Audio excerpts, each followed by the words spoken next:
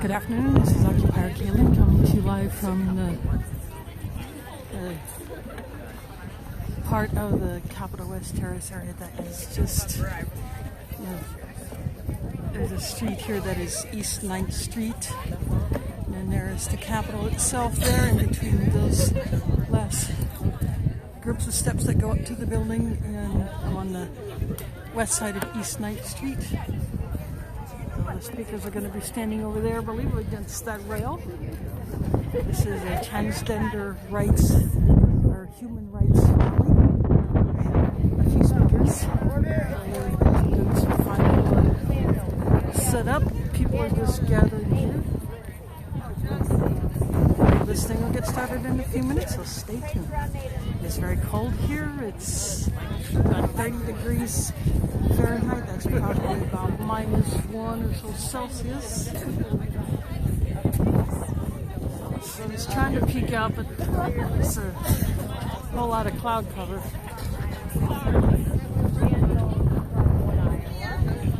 There are probably about, I'm going to say about 50 so far, or between 40 and 50. I think there are more people showing up. Check 1 2, check. Sounds good.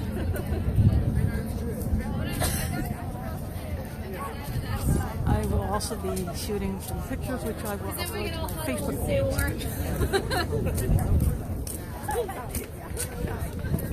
Check 1 2.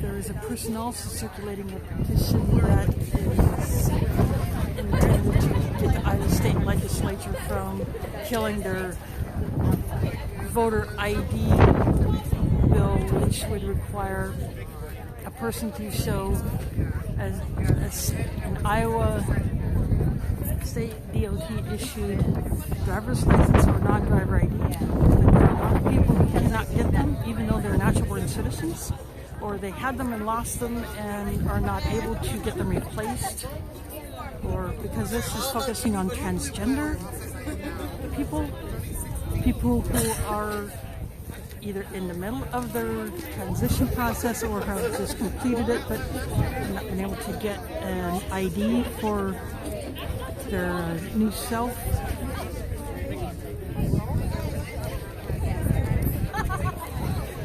So they might have issues getting an ID, so that would disenfranchise them. It would disenfranchise disabled people who may not have IDs. It would disenfranchise elderly people who may not have IDs.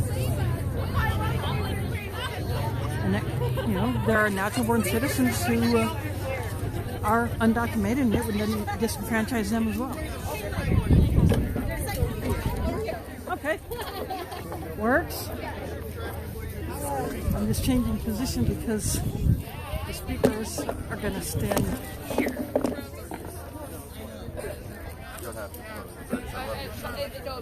Oh, excellent. Otherwise the wind catches.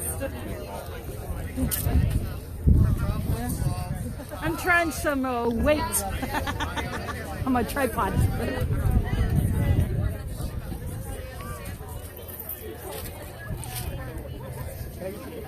Ready?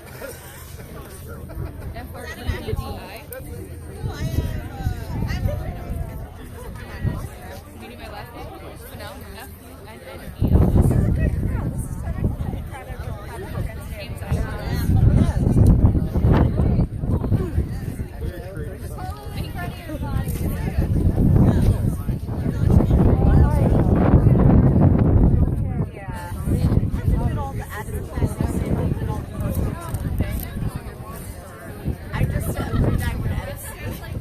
That could use a little more color. Just a little bit. Maybe a few more splotches of green. I just wanted to be eye-catching. It's very creative. Did you do it yourself? What? Did you do that yourself, or did you just... This? Yeah. No. The suit came that way. It's okay this way, yeah.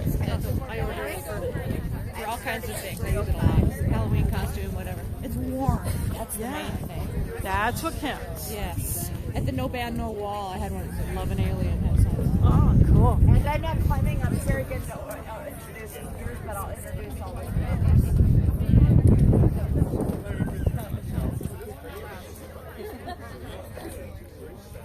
But I'm going to have a hard enough time between being numb and being able to calm down. So I can't hear anything without Alex. Well, the crowd has grown to Sorry, live stream. close to 200.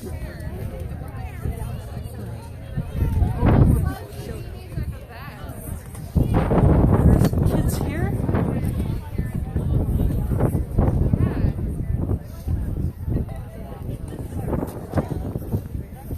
There's some major cuteness over there.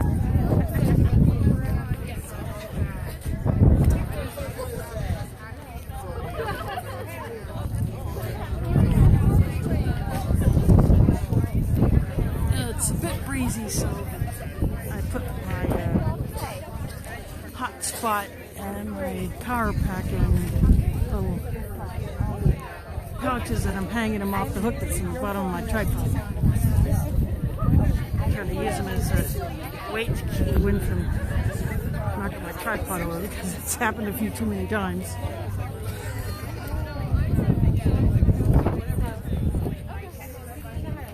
That's fine. I'm speaking from the what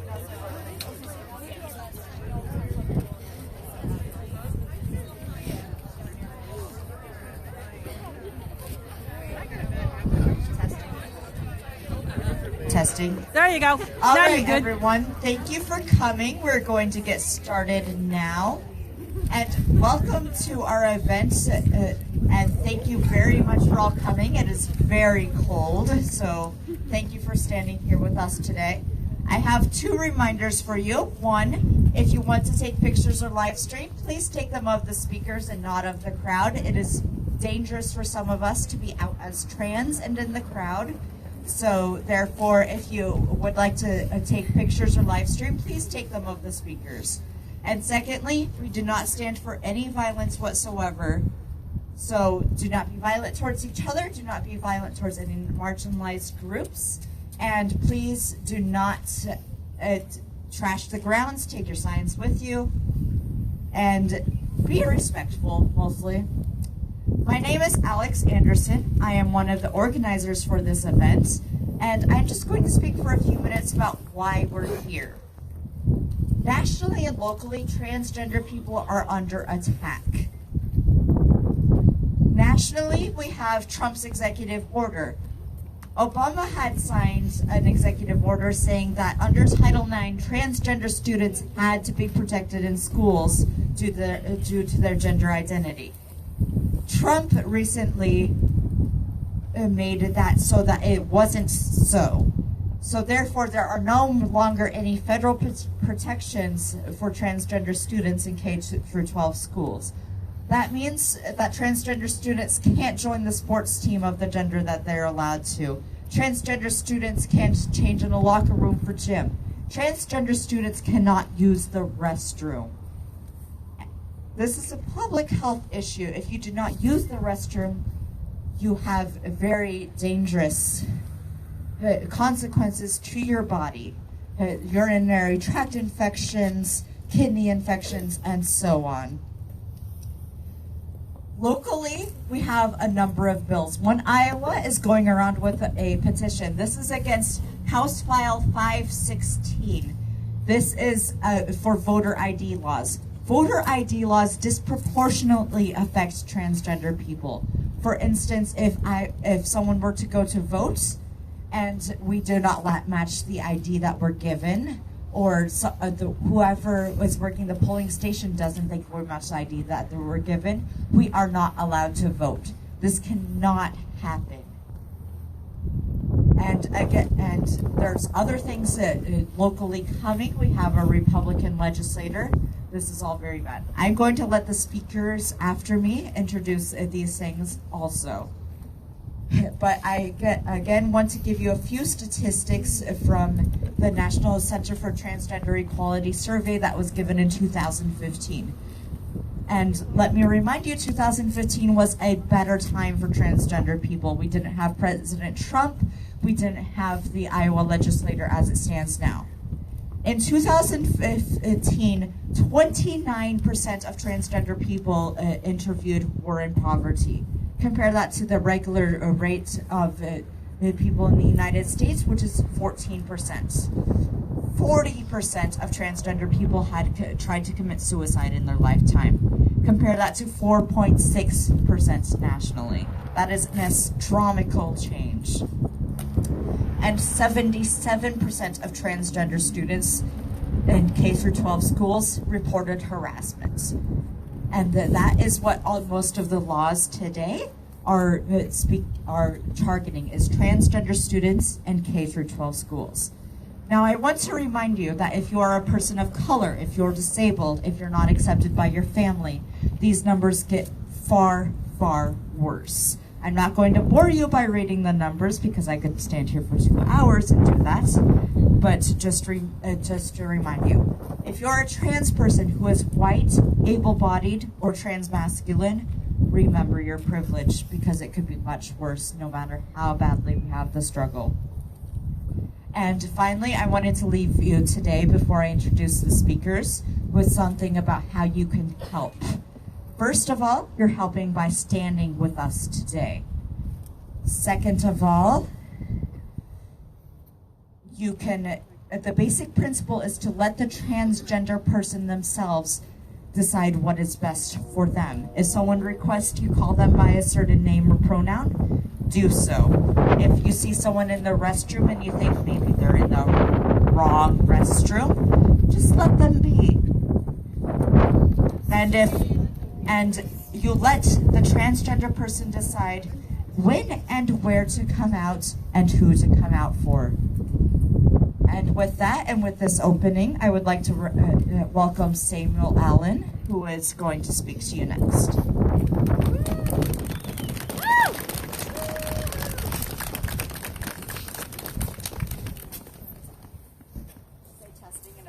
Testing? Okay. All right. Hey everybody, my name is Samuel Allen Scott, and I'm a 20-year-old transgender man. Thank you, fellow speakers, for coming and to support us and tell us your stories. And thank you all for coming to support us, our allies, our community, and most of all, the brave transgender souls who came today. Let me hear you, my family.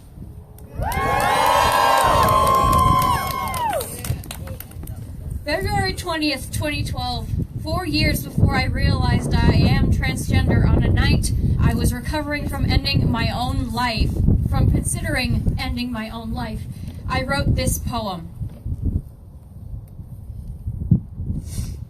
I cannot die tonight, for I have too much life to live. Too many things to say, too many words to write and speak. Too many souls to love and many more to proclaim it to. Too many minutes to count, too many hours to fly past. Too many songs to listen to and too many songs to sing. Too many years to live to the fullest extent because I cannot die tonight.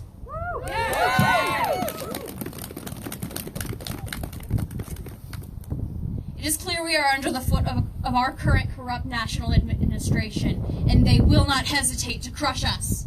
On March 6th, just last Monday, the Supreme Court refused to hear the case of Gavin Grimm, a transgender boy from Virginia.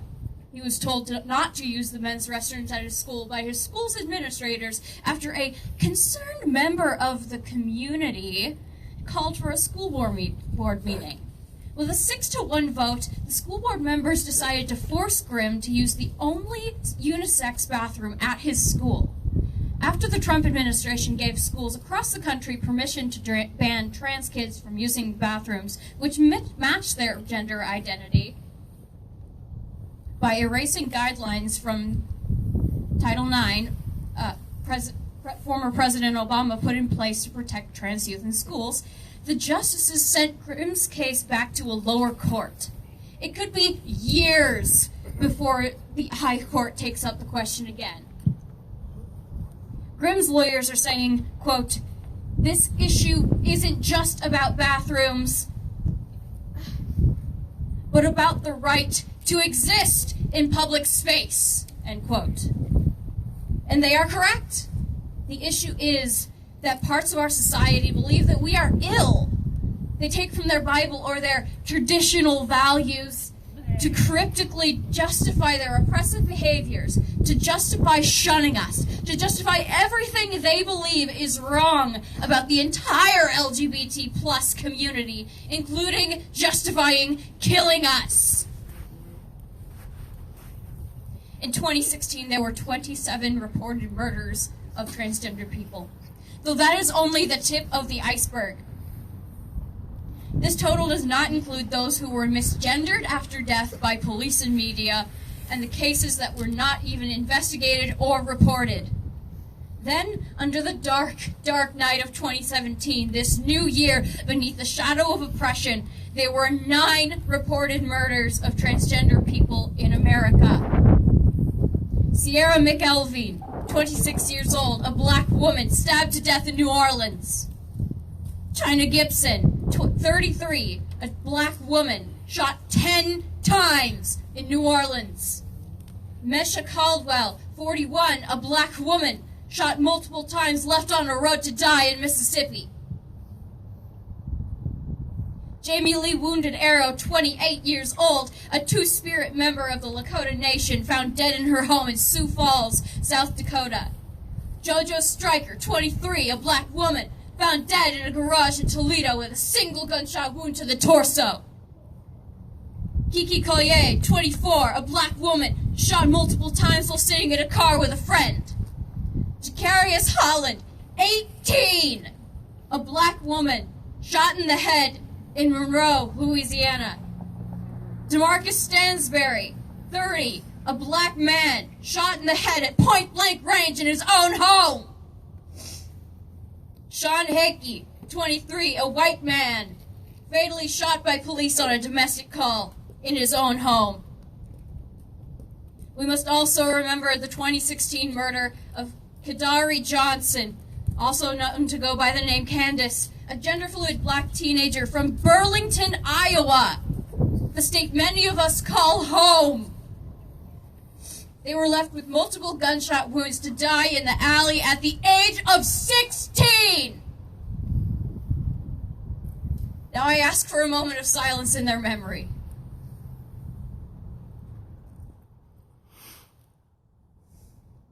Thank you. As a white transgender man, I cannot speak for the black community or any people of color, but did you notice a pattern? Good. It is clear that transgender women are most likely to be murdered for existing, specifically black transgender women. 9 transgender people so far this year, 8 out of the 10 being people of color, 7 out of 10 being women of color, murdered, resting in power!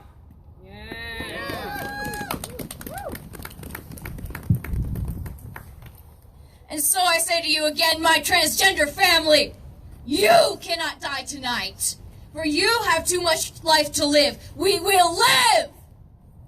Too many things to say, too many words to write and speak. We will not be silent. Too many souls to love and many more to proclaim it too. We will love. Too many minutes to count, too many hours to fly past. We will exist powerfully. Too many songs to listen to, too many songs to sing. Our voices will be the music of freedom to be who we are.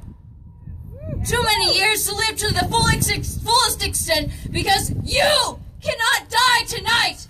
Not any night, not any day. Not any more. Thank you. And now let us welcome Lindsay Dickerson from PFLAG of Des Moines.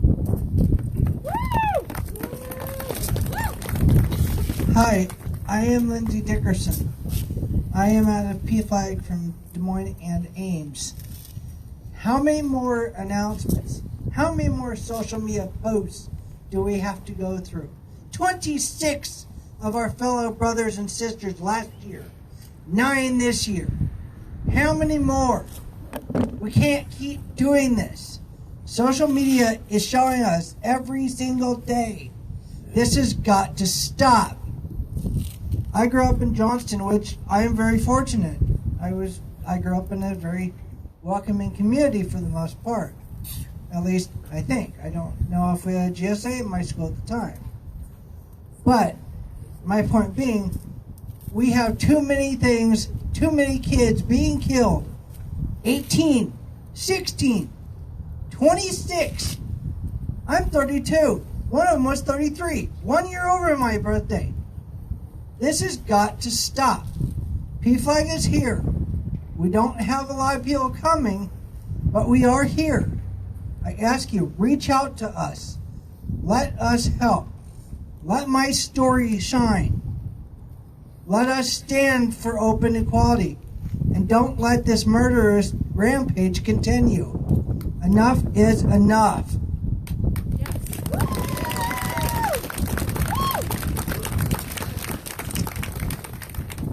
And now please welcome Daniel from One Iowa. Good afternoon, everyone. Thank you all so much for coming. Thank you to Alex, Samuel, and Heaven for organizing this amazing and very important event. It's now more important than ever that we stand in solidarity with our transgender, gender nonconforming Iowans in this political environment that we're experiencing here in Iowa. In Iowa, we have so much at stake because of all of the rights that we currently have, so it's more important now than ever that we stand in solidarity.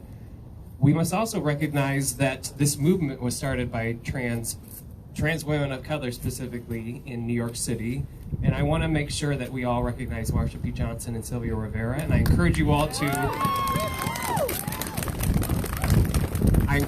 check out Sylvia Rivera's YouTube video. She did a speech at the 1973 New York City Pride event where she was booed at first, but then got folks to understand her message. And essentially she was saying something that I feel like is very relevant today, which is we must not be complacent anymore. We must stand together as an LGBTQ community to fight for the rights that we deserve and need. The Title IX guidance that was rescinded was definitely a signal to transgender students that their rights are not important to the Trump administration. This message was crushing, and it impacts transgender students nationwide, but especially here in Iowa. Fortunately, we do have the Iowa Civil Rights Act, but this still sends a message that transgender students are not important to this administration. And it also prompted, as was said earlier, that the Supreme Court to not take up the Gavin Grimm case, which could have shed light on such important things to add protections to the federal law for transgender students. It also could have shifted the tide in the national conversation to be more about inclusivity rather than creating this horrific rhetoric that we're seeing today. Transgender students are especially vulnerable to this discrimination, and it's shameful that the administration is not acknowledging that. We have experienced this here in the state of Iowa, where we had a Newton transgender student that was misgendered and denied their free speech in their classroom by a Newton teacher. We also had a Nevada high school student that was specifically targeted because of their gender identity. And because the state of Iowa does not have a hate crime that adds the protection to gender identity, the police were not able to charge them with a hate crime. Now, we want to talk about the voter ID law that's happening here in the state of Iowa. This last week, the House passed it, House File 516, and now it's moving over to the Senate. But I want us to call it what it is. It's a voter suppression law, and it negatively impacts people of color, older voters, college students, people with different abilities, and many more, but it specifically targets the transgender community. So let's call it what it's coming across as. It's coming across as racist, as ageist, as ableist, and transphobic. Yeah. And we also need to recognize that these communities are also part of the LGBTQ community. We do have folks of color, folks with different abilities, folks of all ages as part of the transgender community. This bill would cultivate an environment that would not only make it difficult for many transgender Iowans to vote, but potentially also dangerous as well. So I want to share some data as to why that is. 40% of transgender students who are publicly out as transgender do not have a driver's license that accurately reflects their gender. This is by the National Center for Transgender Equality's National Transgender Discrimination Survey. 74% of transgender students do not have an updated U.S. passport that accurately reflects their gender. These are two of the three potential IDs that we would have to show when we go to the voter's booth. This bill also includes language specifically that a voter can be challenged at the poll if they do not resemble the photo on their ID. We know through this same survey that many transgender respondents reported being harassed. 41% of transgender respondents reported being harassed when they showed an ID that did not reflect their gender. 15% were being asked to leave the venue when they presented this specific identification, and 3% were physically assaulted or attacked. So this not only is dangerous for the transgender community, but potentially could cause harm. It can be difficult and sometimes impossible for transgender Iowans to obtain documents that accurately reflect their gender due to expense, lack of knowledge about the complex system, and if you weren't born in the state of Iowa, it's much more difficult to change your gender. By requiring these documents at the polls, this bill could subject transgender Iowans to undue scrutiny and potentially discrimination. I would encourage you all to contact your senator to ask them to oppose House File F-16 so it doesn't make it through the Iowa Senate.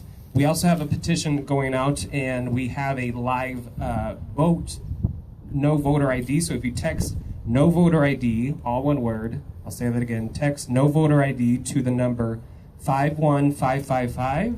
You can sign our petition to show your opposition to this dangerous voter ID law. No voter ID to 51555. One, I will continue to fight and advocate for the entire LGBTQ community, but specifically right now, the transgender and gender nonconforming Iowans need our support, need our voice. As cis allies, we need to stand in solidarity with our transgender and gender nonconforming siblings, and we need to continue the dialogue, continue to fight, and I encourage you all to share your voice as well. Thank you all so much.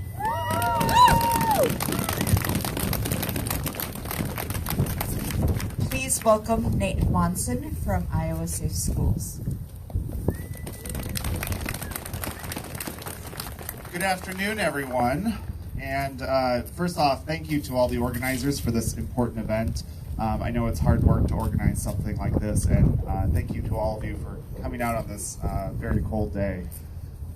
Iowa Safe Schools was founded 15 years ago, and our first mission was to pass the state's anti-bullying law. And we did that in 2007, early in the session, and we were one of the first states to include gender identity protections for anti-bullying. That was quickly followed a couple months later, thanks to our work, and thanks to a lot of you here today, passing the Civil Rights Amendment to include gender identity. We were the 10th state at the time to pass that, and it was groundbreaking for us as Iowans to have that. So, a decade later, though, we're still fighting some of these same battles here. And I can tell you that Iowa Safe Schools, we work with LGBTQ students across the state. And statistically speaking, 41% of our transgender students will attempt suicide.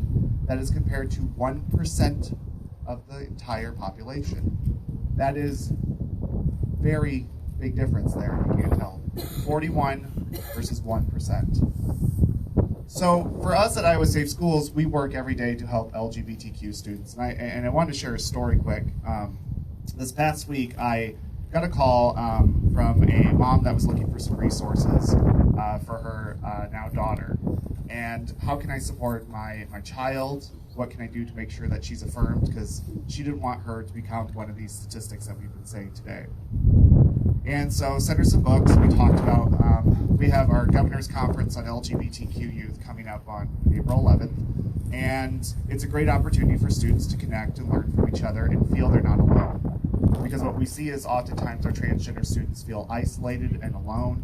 Sometimes they're the only out kid in the entire school district, and that can be very scary for quite a few students. So referred the mom. She was very excited to get that information and be on her way. This week also, I heard back from our governor and lieutenant governor. I invite them every year to the governor's conference. Isn't that nice of me? And for the 7th time, they will not be there. For the 7th time. And I tell them, you don't have to do a speech.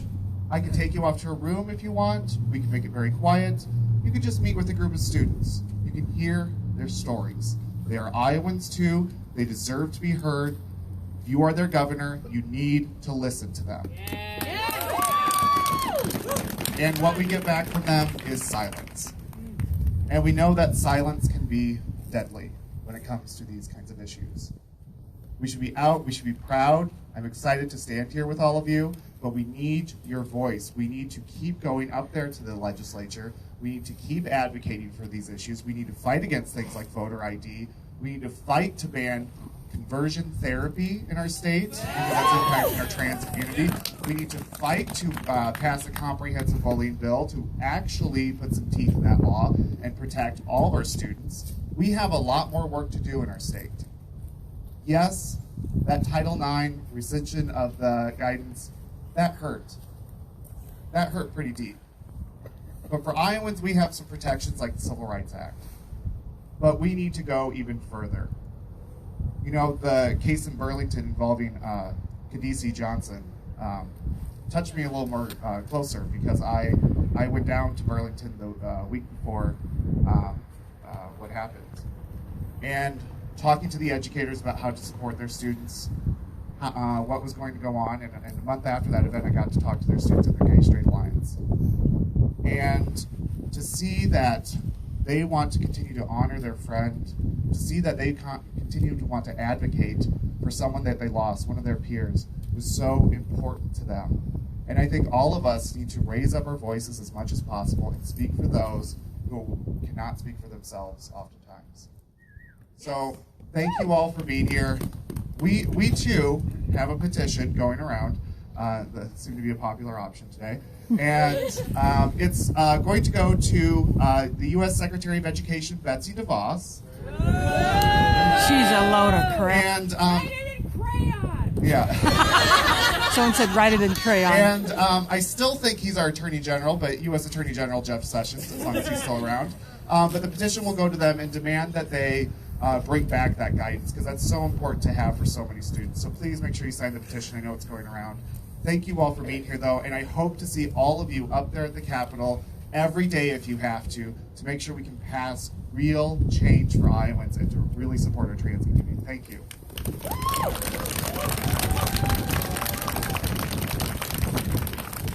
Now please welcome Heather Anderson from Des Moines Public Schools.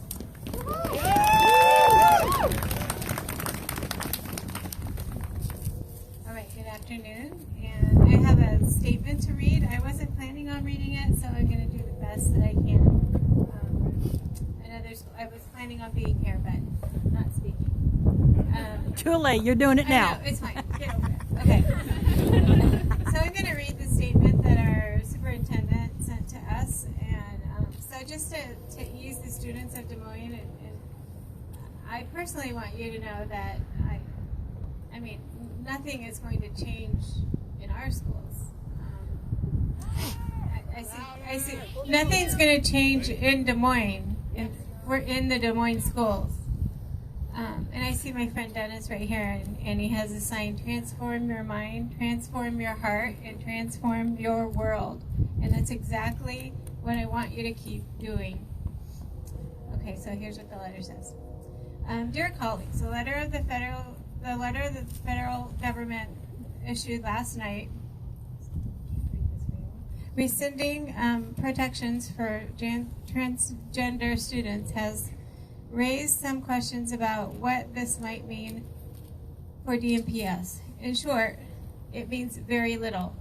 As the district will continue our policies and practices in support of our equity work and our equity statement. Sorry. Wow. Okay. When a student shows up at Des Moines Public Schools, we have a legal obligation to educate them and a moral obligation to make them feel welcomed and supported so they can succeed. Des Moines Public Schools will always welcome and support our diverse student body. This includes our transgender students.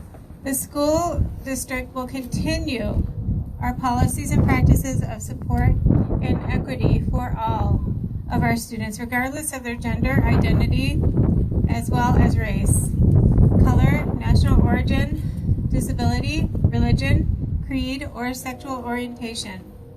We will be using this statement in response to any media inquiries on this issue. I also wanted to provide a copy to all of you to ease your mind when you receive questions. And I can tell you I didn't really receive a lot of questions. I feel like the DMPS families and students support one another. I want to believe that you have a safe space and environment in our schools, and please email me if you feel like you don't, because I will be there for you.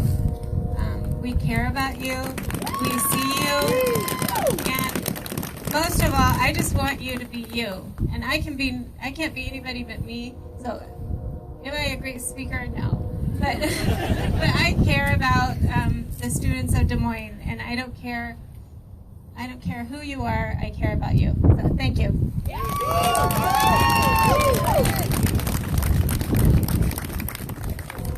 And please welcome Sophia Stone from Transformations, Iowa.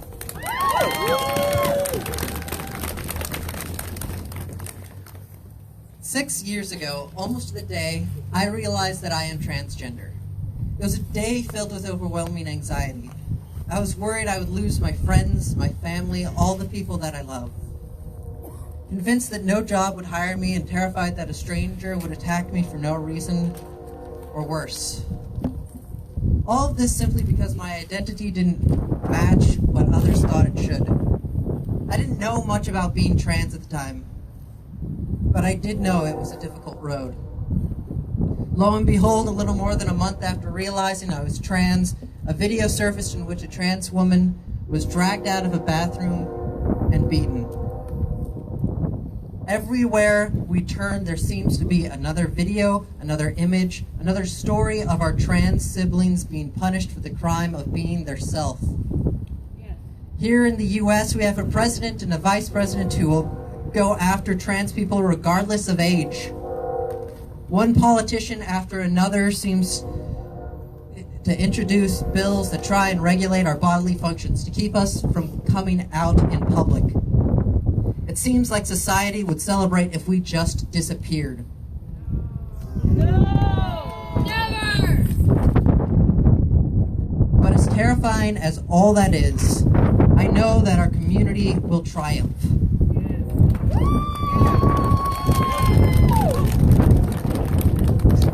Decade after decade, we are persecuted, and decade after decade, we fight. And it isn't just the Marsha Johnsons or the Laverne Coxes of our community, it is every single one of us. By simply having the audacity to be ourselves, we are fighting against those who would deny us. We fight with rallies, with words, and with love. We fight for every trans person that has come before us and for every trans person who will come after us. Yes! Yes! Yes! The day that I realized I am trans wasn't just one of anxiety. It was also one of the happiest days of my life. For the first time in my life, I saw myself looking back at me from a mirror. Not a stranger or a man, but a woman. Me. As scary as transitioning has been, it has also been an experience of profound joy. I didn't lose the people I loved. I gained more who loved me for who I am.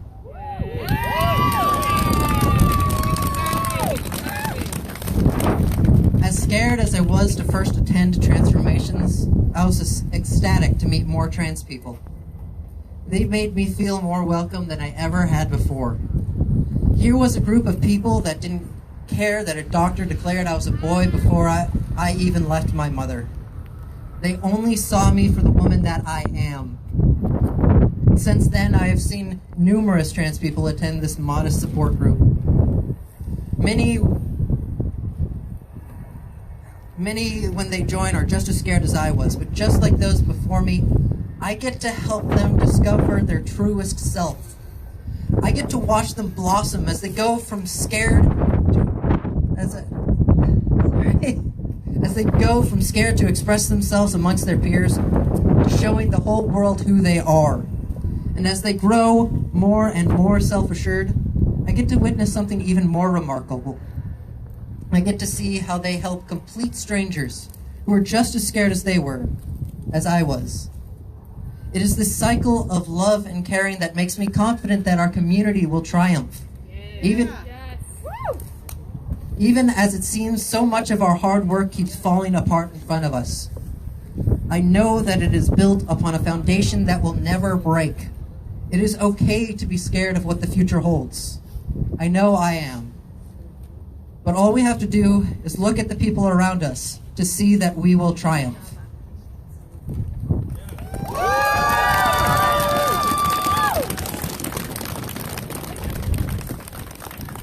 All right, we have enough time for one or two more speakers from the crowd if you want to. And especially we are calling out for those transgender people who wish to share their stories or speak, especially those who are marginalized, people who are marginalized and would wish to share their stories. Is there anyone who would wish to speak right now? Come on up! All right.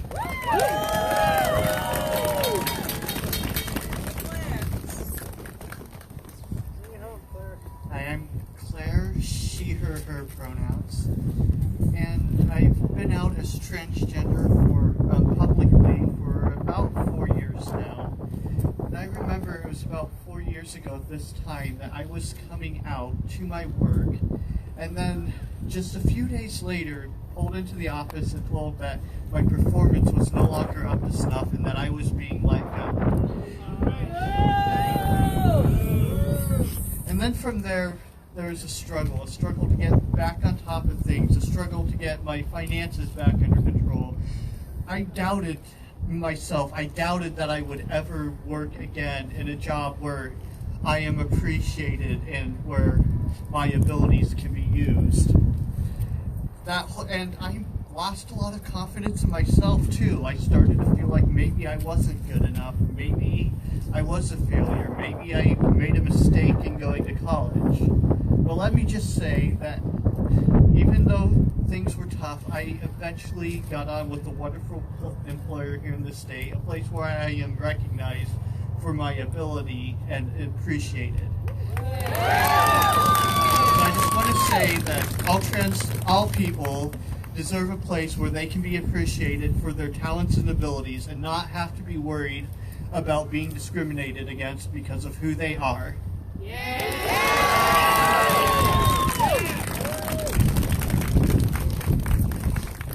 Anyone else? Let's go!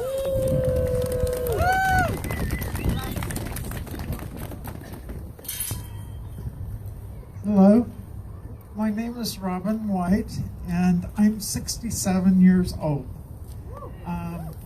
I'm the old lady in the Transformations Iowa group, and I just wanted to say, if there's anybody that's over 40 and wondering if maybe they're trans, all I have to say is it's never too late to be yourself.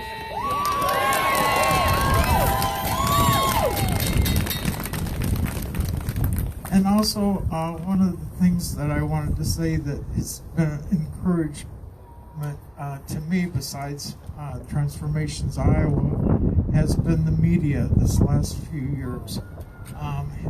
People like Laverne Cox and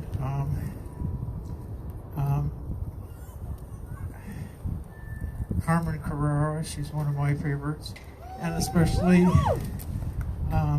Carolyn Cossey, whom I'm a friend on Facebook. And it's the pioneers that went before us, and especially people my age and maybe older who passed away, that have been great inspirations to me. One of the things that I want to mention that hasn't been mentioned, I know a lot of emphasis has been on high school students and middle school students and the issues that they face. But there's another important issue that has come up, and that is affordable care. I don't know. I don't know about anybody else, but I know for me, one of the most important aspects of my transition has been health care. And I'm very fortunate that I've had excellent health care here in the state of Iowa. And I want to give a shout out to the University of Iowa LGBTQ clinic, who have been fantastic, Dr. Nicely, and all the people there. And I also have to give a shout out to the Veterans Administration, because I've actually had incredible support from the VA here in Iowa, and also with the prescription drug program that the VA has. So if there's any veterans that are trans and you haven't taken advantage of the VA, I hope that you check it out. But one of the struggles that I think we're facing right now is going to be the Affordable Care Act. And I'm on Medicare, and right now I'm fighting Medicare on some issues. It's not cheap being a transgender woman or a transgender man. Our struggles are not just living ourselves, our true selves in society, but it's also trying to be able to access the medical care and being able to afford the medical care that we all need. And I'm afraid with the change in administration, it's going to be more and more difficult for us to afford transgender care. And if you ever have read some of the history of what some of the pioneers went through to get the health care that they did receive, and some of it was,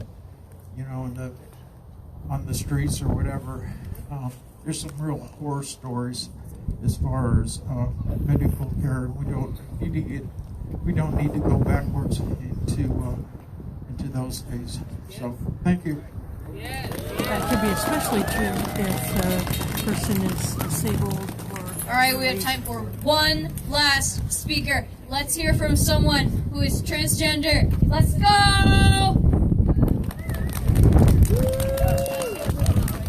I'm short, so I'm going to be standing right here. My name is Landon Ball, and I am transgender man. Thank you. I came to Iowa for a new opportunity, and I received it. I'm originally from Minnesota, a small town, and it is growing and growing. But now that I'm here in Iowa and been here my whole childhood, going to school here and everything else, I see all the opportunities that I had that I would have missed if I would have lived anywhere else. So I'm grateful for the opportunities that have opened up for me when I was a student. Because I was not a student not that long ago. I am very young. But I also want to say that along regards to everything else, I'm human. I bleed the same color of blood everybody else bleeds. They're making us out to be perverts. They're making us out to be inhuman monsters. And that's not what we are. We are people. We are human. We just want dignity and we just want respect. And that's all we have left. That is all we have left for some of us. You can take away everything else, but at the end of the day, we're left to be here. We're left with ourselves, and we're just trying to make peace with our inner monster. So don't give up. First of all, for anybody that is struggling, don't give up. I know that's easier said than done, but look at how many people are here today. I mean, this shows you more than anything that there is hope in the universe. So I want to thank you all for coming here tonight, today, this afternoon. And I hope to meet some of you afterwards. So, thank you.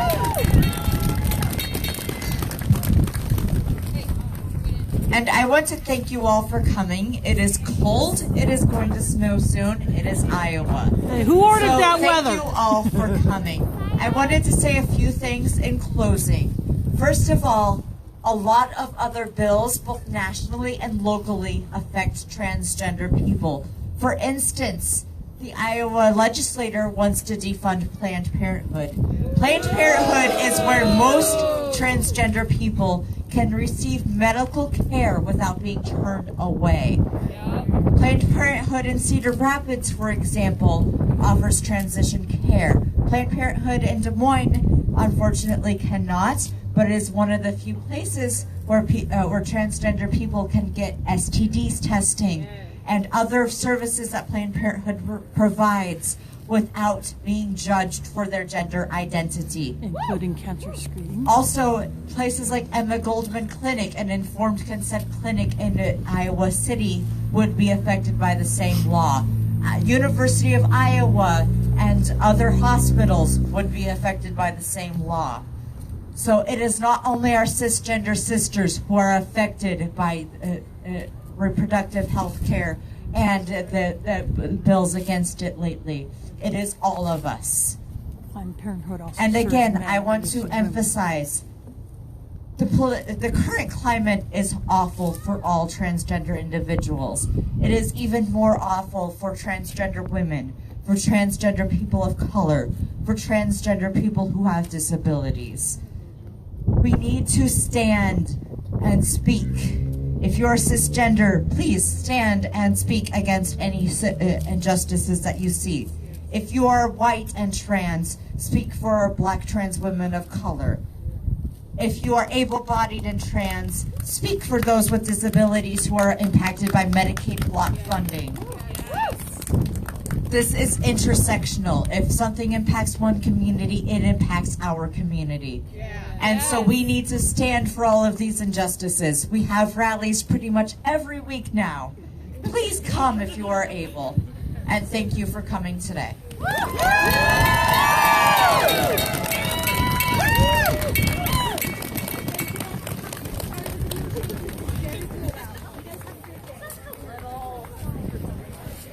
I will go ahead and take my stream down, so people are just going to chat it up a little bit. And so there'll be other stuff coming in the future. I'm not sure what, but I will be looking for other stuff to stream. So thanks for watching, and see you on the stream.